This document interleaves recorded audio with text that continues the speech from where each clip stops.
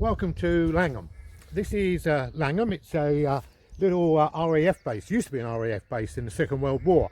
And here, the actual airfield's over there. We might show you that later. It's all shut down. It's all full of sheep at the moment. But the most important thing here is, in fact, behind me, I don't know if you can see it, we have a dome. Now, this dome was built in the Second War to train the anti-aircraft gunners to shoot aeroplanes down. Anyway, we're going to go in a minute. I've met a wonderful gentleman. There's going to be loads of information about it, and with a bit of luck, he might let me play with the gun. Wouldn't that be brilliant? I think it'd be amazing, wouldn't it? Anyway, if you notice, there's a Spitfire up here. I don't think it's a real one. I think it's a model one. Apparently, it's a Mark 9 Spitfire. You can tell it's a Mark 9 because apparently the Mark 9 has a 4-bladed propeller, unlike the other ones which only have a 3. Anyway, we'll get back to you in a minute, but you're going to go inside now and have a good look around. Off we go again.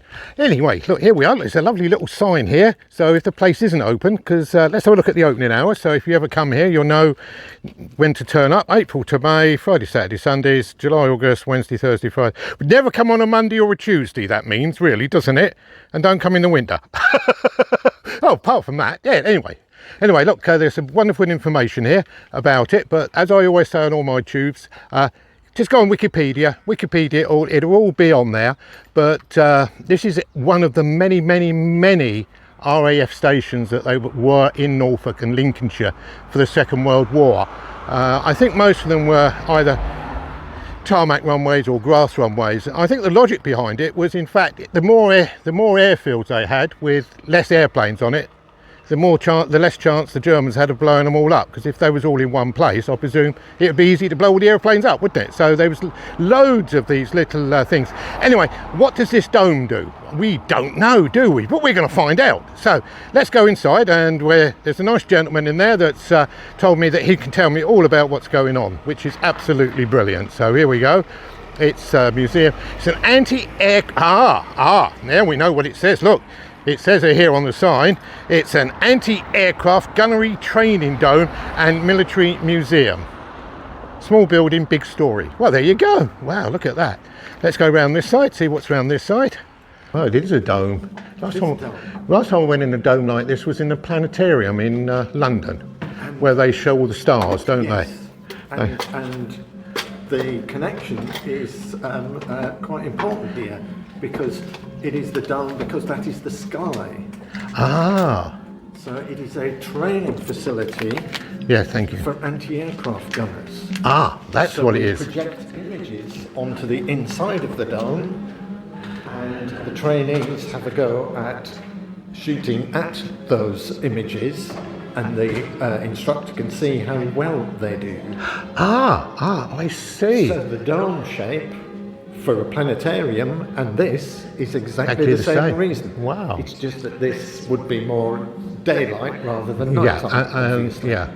So do they project airplanes up onto the dome? Images of airplanes, yes. Yeah, and they fly around, and yes. So it's like laser shooting of today, but it is. But of course we never had lasers them days, did we? They didn't. So how did they know? They didn't have computers either. No, so how did they know how they hit it? Right, a very cunning system. It is the first example of virtual reality, in fact. Wow. And if you want to have a look at this, it was a cine projector. They got film of aircraft from a cine projector, which shot the film onto a mirror. Yeah. And that mirror was on a bracket that could tilt and swivel. So that meant that the image of the aircraft could appear on any part of the dome, just like a real aircraft. And when the trainee would pull the trigger, the gun would project a gimbal image, the centre of which is where the gun is aiming. That's that target thing there, is it? Lined up.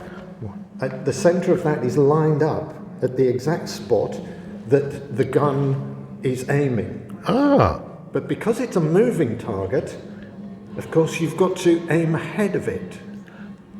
Right? Oh, that's like when you go shooting for pigeons, isn't it? Yeah, yes. It is, yeah. Clay pigeon shooting. Yeah, except the clays don't have pilots in them.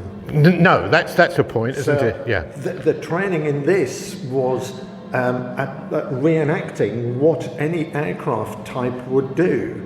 So a fighter would actually behave differently from a bomber, say. So they could train on different aircraft types. And one thing that they would learn here was, okay, about aiming off, which is the skill of...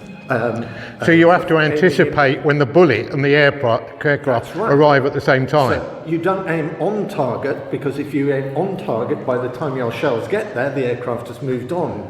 So the skill is aiming off, not aiming on target. So they would learn that skill, but also they would learn aircraft recognition, because the different aircraft types would fly at different speeds. Because of their role of the aircraft, they would behave in different ways. As I say, a fighter would behave very differently from a bomber. Yeah. So knowing what you're firing at would also help in achieving the best possibility of a hit against that particular aircraft. Wow, that's good. That's good. Well, we're going to have a... And the other thing about you carry on talking, sir. It is absolutely unique. Well, obviously, because there were a little less than 50 of these built during the war. There are only 6 left standing, and there is only 1 that is restored, which is and this one. It is a working restoration as well. So if you want to have a go at shooting down some Germans, I can get that going for you. That would be brilliant. Yeah, you just carry on talking, sir, because I can video around. This is a picture of the actual aerodrome. Yes. So the little black dome-shaped thing in the middle there, which I'll illuminate for you. Yeah. That is the dome. Oh, that's where we're standing now. Oh, I see. You can see that the airfield was around us, all around us, out there. A very big airfield. Wow. Operational from the early part of the war, all through the war, and even into the early Cold War years as well. Yeah, because I noticed on the sign it said 1958 it was closed, wasn't it? Sure. Yes. So that went on a long time. Was it grass or tarmac? Initially, when it first opened, it was a grass runway. And it was actually a satellite station for RAF Bircham Newton, which is about 12 miles to the southwest of us here. In 1941, it became an independent station. And then at the end of 1942, it was closed, and it was the 1943 was spent rebuilding it to concrete runways, which is the configuration that you see there. And this depicts the airfield at approximately March, April 1944. Wow. You can see that our model makers have been very accurate, because one of the hangars in the middle there isn't quite finished yet. No, I didn't notice that. The steel structure is there. When it did open, it wasn't actually, or not all of the buildings were finished. See, I don't know if you can see the gentleman. There's the hangar there. Can you see it? That's the one. But this model is just amazing, isn't it? It is absolutely accurate, because the aircraft in there, as tiny as they are absolutely accurate as well. So they're real size aircraft. Because they are Beaufighters, which were the first squadrons here that moved here after it was opened in March 1944.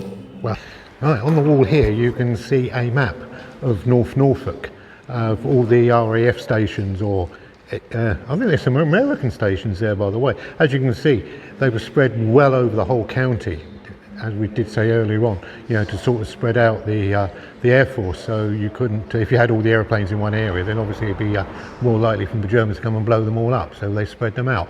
But the ones in dark there, the dark colour here, which I'll point out to you, which is Langham, Little Snoring, Sculthorpe, Birchwood Newton and Dockham, they were part of the Coastal Command. Their biggest town, they had bombers there rather than fighter planes, and they were there to attack the German fleet that was supplying Germany across the North Sea. Shall we? Right, here we are then. The gentleman says I can go and play with his gun. That'd be nice, wouldn't it? So if you're German or got German descendants, I suggest you leave the room quickly, okay? Because I could be wicked. Anyway, is this a real gun? Is it a model? It's a real Brownie gun that's been decommissioned. Oh, so it's had the bullets taken out of it? Yeah. So it's a Brownie gun. Does it date back to the Second World War? I'm not sure. You're not sure? Okay, but this is the type of gun that they would use. What type of gun they would use for training machine guns. Yeah. Oh, that's good. Well, let's see if we can go and play with it now. Right, so as the gentleman says, it's an original Brownie submachine gun. Is it submachine gun or aircraft, anti-aircraft gun? Yes, it is. It's made of metal. It's not even plastic. That's brilliant, isn't it? Look at that. Look at that. And these are the bullets that you would have used, would it? Very similar, yes. Very similar. I feel. What was that Mexican guy who used to walk around with Clint Eastwood, didn't he? He used to walk around with bullets like spaghetti western. Yeah, that was it. Yeah. Look at those. I remember as a lad going around the old park in Canterbury, which was a training ground, and collecting those shells. I actually remember that. So this is a gun. Anyway, what he's going to do now, he's going to let me shoot. So they're going to project the image up onto that wall up in front of me there. Yeah. And then apparently I aim with this gun here and I'm going to shoot down an aeroplane. Yeah, me, shoot an aeroplane down. It'd be brilliant, wouldn't it? Right, so here we go then. Oh, okay, am I still in? Oh, yeah. Yeah, right, okay. And that's it, look at that. Did you hear that? That's it, look at that, that's brilliant.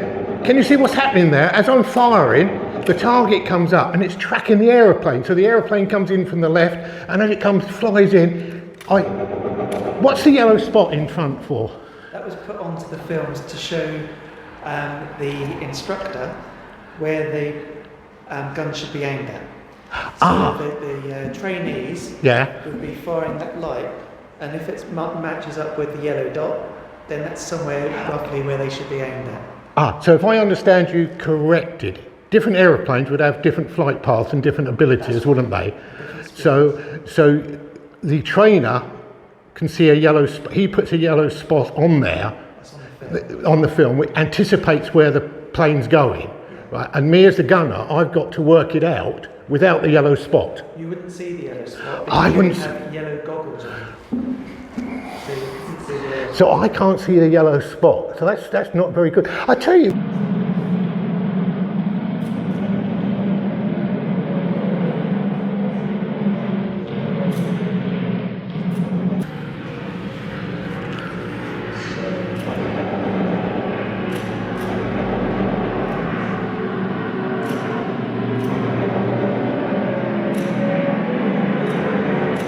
Go. So anyway, anybody out there, if ever you're in this area, which is Wales, in North Norfolk, Blakeney, along the coast there, and it's absolutely lashing it down like it was the other day, this is the place to come, I tell you. You can spend 2 or 3 hours in here and have a great time playing with a real, they've taken the bullets out, mind you, and check up on the history. And the guys here, Derek, particularly Derek this morning, wasn't it? Mark this morning, and who's on the original part of the video, absolutely brilliant, full of knowledge, full of information. And I'll tell you what a better place to come. They've got a lovely picnic area outside, so bring your sarnies, go to French's in Wales, get your fish and chips and your bits and pieces, come up here, eat, sit on the lawn, have that, and then come in here and enjoy the rest of your holiday. Anyway, this is the Silver Hair Tourist signing off. See you again another time. Bye.